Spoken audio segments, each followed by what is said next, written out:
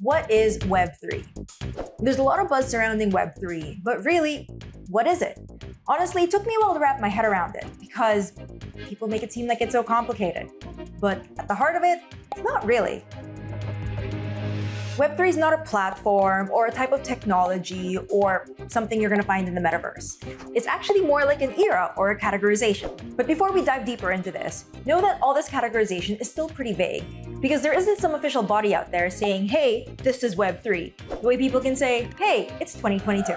Long story short, Web3 wants to be a decentralized internet. In Web3, people wanted to take a step back from the Web2 structure where power rested in the hands of a few tech CEOs. At the foundation of Web3 is the development of blockchain. Now, blockchain is the technology behind cryptocurrencies and at its core, decentralized. So how does blockchain decentralize the internet? Usually when talking about blockchain, you hear it associated with Bitcoin and other kinds of cryptocurrencies. But, this is because, for example, Bitcoin isn't maintained by just one company, but by a vast network of computers all connected to the internet.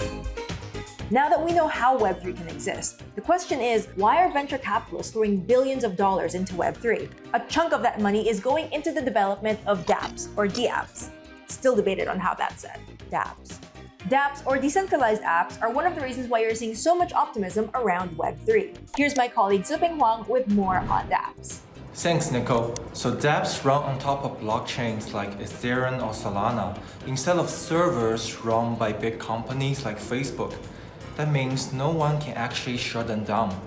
But what's more important is that dApp users can have the full ownership of their data, tokens, or virtual assets for real.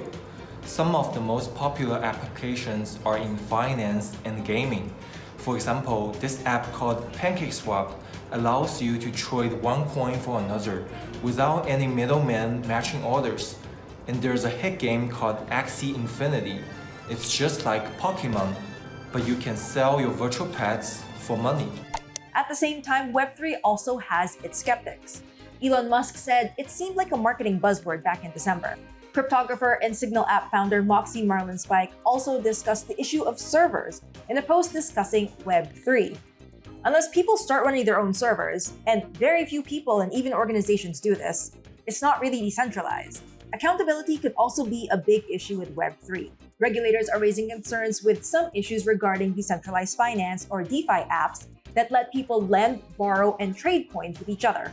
They do so without verifying users' identities and performing anti-money laundering background checks. Finally, there's environmental concerns about the huge amount of computing power some blockchains require. At the end of the day, we have to ask, is Web3 really worth the hype? Or is it just a bunch of tech talk celebrated by a niche market? Let us know what you guys think.